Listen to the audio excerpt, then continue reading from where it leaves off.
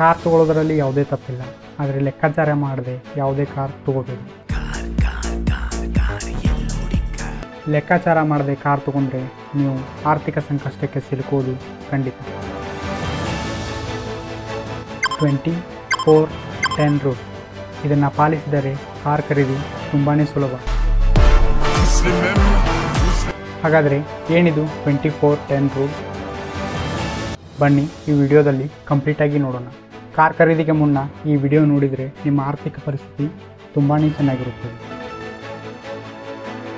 ಇಂಡಿಯಾದಲ್ಲಿ 80% ಕಾರ್ಗಳ ಮೇಲೆ ಲೋನ್ ಇದೆ. ಅಂತಂದರೆ ಪ್ರತಿ 100 ಕಾರಿಗೆ 80 ಕಾರುಗಳು ಫೈನಾನ್ಸ್ಡ್ ಆಗಿವೆ. ಜನರು ತಮ್ಮ ಸ್ಟೇಟಸ್ ತೋರಿಕೆಗಾಗಿ EMIದಂಥ ಸಾಲದ ಸುಳಿಯಲ್ಲಿ ಸಿಲುಕುತ್ತಿದ್ದಾರೆ.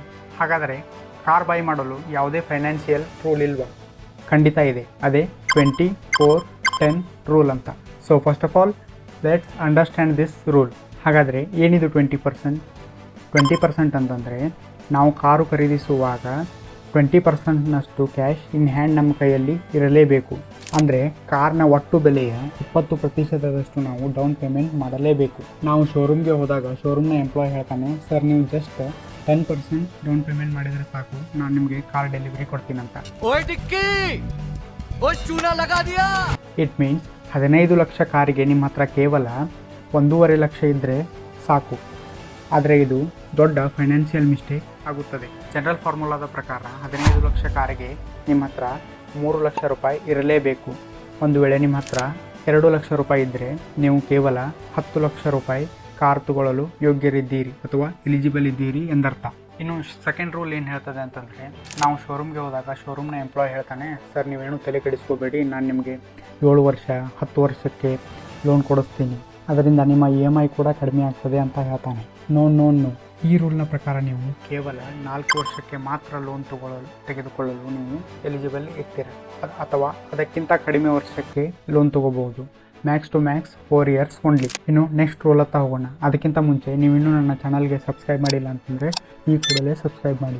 ಇನ್ನು ನೆಕ್ಸ್ಟ್ 10% ಅಂತಂದರೆ ನಿಮ್ಮ ಟೋಟಲ್ ಇನ್ಕಮ್ನ 10%ಗಿಂತ ಜಾಸ್ತಿ ನಿಮ್ಮ EMI ಆಗಿರಬಾರ್ದು. ಫಾರ್ ಎಕ್ಸಾಂಪಲ್, ನಿಮ್ಮ ಸ್ಯಾಲ್ರಿ 50,000 ಇದೆ ಅಂತ ಅಂದ್ಕೊಳ್ಳಿ.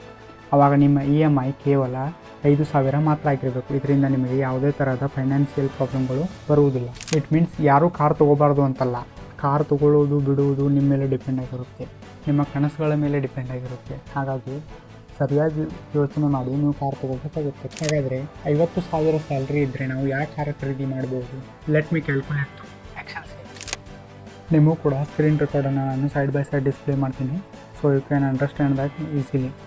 ನಾನು ಮೊದಲೇ ಹೇಳಿದಾಗೆ ನಿಮಗೆ ಮಂತ್ಲಿ ಸ್ಯಾಲ್ರಿ ಇನ್ ಹ್ಯಾಂಡ್ 50,000 ಅಂತ ತೊಗೊಳ್ಳೋಣ. ಅಂದರೆ ಆ್ಯನ್ಯುವಲ್ ಸ್ಯಾಲ್ರಿ ಅವ್ರದ್ದು ಬಂದುಬಿಟ್ಟು 6 ಲಕ್ಷ ರೂಪಾಯಿ ಆಗುತ್ತದೆ. ರೂಲ್ನ ಪ್ರಕಾರ ನೀವು ಮಿನಿಮಮ್ 20% ಡೌನ್ ಪೇಮೆಂಟ್ ಮಾಡಲೇಬೇಕು. ಲೋನ್ ಟೆನ್ಯೂರ್ ಬಂದುಬಿಟ್ಟು 4 ವರ್ಷ ತೊಗೊಳ್ಳೋಣ. Car expenses 20%. ರೂಲ್ನಲ್ಲಿ ನಾವು 24-10 ಅಂತ ಹೇಳಬೇಕು. ಯಾಕಂದರೆ ಇಲ್ಲಿ 24-20 ಅಂತ ತೊಗೊಳ್ಳೋಣ. ಯಾಕಂತಂದರೆ ಇನ್ನೂ 10% ಯಾಕೆ ಎಕ್ಸ್ಟ್ರಾ ಅಂತಂದರೆ, ನಾವು ಕಾರನ್ನು ತಂದಿಟ್ಟು ಮನೆಯಲ್ಲಿ ಹಾಗೆ ಇಡಲ್ಲ, ಅದನ್ನು ಓಡಿಸ್ತೀವಿ, ಅದಕ್ಕೆ ಪೆಟ್ರೋಲ್ ಬೇಕಾಗುತ್ತೆ, ಸರ್ವಿಸ್ ಖರ್ಚಿರುತ್ತೆ, ಅದನ್ನೆಲ್ಲ ಸೇರಿಸಿ ನಾವು ವರ್ಷಕ್ಕೆ ಇನ್ನೂ 10% ಆ್ಯಡ್ ಮಾಡೋಣ. Price of the vehicle ex showroom ನಾವು 4 ಲಕ್ಷ ರೂಪಾಯಿ ಕಾರ್ನ ಇಲ್ಲಿ ನೋಡೋಣ. ಇನ್ಶೂರೆನ್ಸ್ ಮತ್ತು ರೋಡ್ ಟ್ಯಾಕ್ಸ್ ಅದರ್ ಟ್ಯಾಕ್ಸಸ್ ಕೂಡಿ ಇಲ್ಲಿ 50,000 ರೂಪಾಯಿ ಹಿಡಿದರೆ ಟೋಟಲ್ ಆನ್ ರೋಡ್ ಪ್ರೈಸ್ ಬಂದುಬಿಟ್ಟು 4.5 ಲಕ್ಷ ರೂಪಾಯಿ ಆಗುತ್ತದೆ. ಡೌನ್ ಪೇಮೆಂಟ್ ನೀವು 2 ಲಕ್ಷ ಮಾಡ್ತೀರ. ಲೋನ್ ಅಮೌಂಟ್ ಬಂದು 2.5 ಲಕ್ಷ ರೂಪಾಯಿ ಆಗುತ್ತದೆ. ಟೆನ್ಯೂರ್ ಬಂದು 4 ಇಯರ್ಸ್. ಲೋನ್ ಇಂಟ್ರೆಸ್ಟ್ ರೇಟ್ ಈಗ 8% ನಡೀತಿರುತ್ತೆ, 9% ನಡೀತಿರುತ್ತೆ, 7% ನಡೀತಿರುತ್ತೆ, 10% ನಡೀತಿರುತ್ತೆ. ಆದರೆ ನಾವು ಎವರೇಜ್ ಆಗಿ ಒಂದು 8% ಅಂತ ತೊಗೊಂಡಿದ್ದೀವಿ. ಲೋನ್ EMI ಬಂದುಬಿಟ್ಟು ನಿಮಗೆ ಮಂತ್ಲಿ 6,103 ರೂಪಾಯಿ ಆಗುತ್ತದೆ. ಮೈಲೇಜ್ ಆಫ್ ದಿ ವೆಹಿಕಲ್ ಅಂತಂದರೆ ಕಾರ್ ಎಷ್ಟು ನಮಗೆ ಮೈಲೇಜ್ ಕೊಡ್ತದೆ. ನಾವು ಎಕ್ಸಾಂಪಲ್ ಆಗಿ 4 ಲಕ್ಷದ ಕಾರ್ ಅಂತಂದರೆ ಒಬ್ವಿಯಸ್ಲಿ ನಮಗೆ ಸ್ವಲ್ಪ ಜಾಸ್ತಿನೇ ಮೈಲೇಜ್ ಕೊಡುತ್ತದೆ, ಯಾಕಂದರೆ ಅದರ CC ಕಡಿಮೆ ಇರುತ್ತದೆ. ಸೊ ನಾವು 20 kmpl ಅಂತ ತೊಗೊಳ್ಳೋಣ. ಈಗಿನ ಪೆಟ್ರೋಲ್ ಅಥವಾ ಡೀಸೆಲ್ನ ಬೆಲೆ ಬಂದು 100 ರೂಪಾಯಿ on on average. Kilometre travel per month ಅಂತಂದರೆ ನೀವು ಒಂದು ತಿಂಗಳಲ್ಲಿ 500 ಕಿಲೋಮೀಟರ್ ಟ್ರಾವೆಲ್ ಮಾಡ್ತೀರಾ ಅಂತ ನಾವು ಅಸ್ಯೂಮ್ ಮಾಡೋಣ. ಸೊ ನಿಮಗೆ ಫ್ಯೂಲ್ ಕಾಸ್ಟ್ ಬಂದುಬಿಟ್ಟು 2,500 ರೂಪಾಯಿ ಆಗುತ್ತದೆ. ಮೇಂಟೆನೆನ್ಸ್ ಕಾಸ್ಟ್ ಅಂತ ನಿಮಗೆ 0.5% ಆಗಿ ತೊಗೊಳ್ಳೋಣ. ಅಂತಂದರೆ ಮೇಂಟೆನೆನ್ಸ್ ಅಂತಂದರೆ ನೀವು ಗ್ಯಾರೇಜ್ಗೆ ಬಿಟ್ಟಿರ್ಬೋದು, ಮೇ ಬಿ ಯಾವುದೋ ಸಣ್ಣ ಪುಟ್ಟ ಕೆಲಸಗಳಾಗಿರ್ಬೋದು, ಇವೆಲ್ಲ ಹಿಡಿದು ನಾವು 0.5% ಆಗಿ ತೊಗೊಳ್ಳೋಣ. ಇದು ಹೀಗೆ ತೊಗೊಂಡ್ರೆ ಮೇಂಟೆನೆನ್ಸ್ ಕಾಸ್ಟ್ ಪರ್ ಇಯರ್ ನಮಗೆ ಕೇವಲ 2,000 ರೂಪಾಯಿ ಆಗುತ್ತದೆ. ಮೇ ಬಿ ಇದಕ್ಕಿಂತ ಜಾಸ್ತಿನೂ ಆಗ್ಬೋದು. ಹೊಸ ಕಾರ್ ಇರೋದ್ರಿಂದ ನಾವು ಕಡಿಮೆಯಾಗೆ ತೊಗೊಳ್ಳೋಣ for the first year. Total cost per year ಬಂದುಬಿಟ್ಟು 1,05,239 ಆಗುತ್ತದೆ. ಇದು ಆ್ಯನ್ಯುವಲ್ ನಿಮ್ಮ ಇನ್ಕಮ್ನ 20% ಒಳಗಿದೆ ಅಂತಂದರೆ ನೀವು ಈ ಕಾರ್ನ ತೊಗೊಳ್ಳೋದಕ್ಕೆ ಎಲಿಜಿಬಲ್ ಇದ್ದೀರಾ. ಅಂತಂದರೆ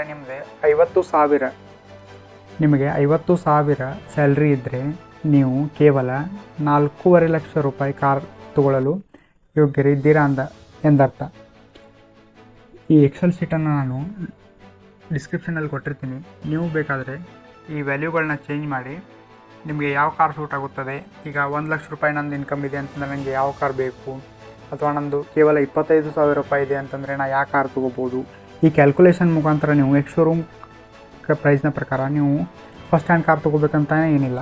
ಈ ವ್ಯಾಲ್ಯೂನ ಆ್ಯಡ್ ಮಾಡಿಬಿಟ್ಟು ನೀವು ಸೆಕೆಂಡ್ ಹ್ಯಾಂಡ್ ಕಾರ್ ಕೂಡ ತೊಗೋಬೋದು. ಈ ಎಕ್ಸೆಲ್ ಶೀಟ್ನ ನಾನು ಡಿಸ್ಕ್ರಿಪ್ಷನಲ್ಲಿ ಹಾಕಿರ್ತೀನಿ, ಒಂದ್ಸಲ ಚೆಕ್ ಮಾಡಿ.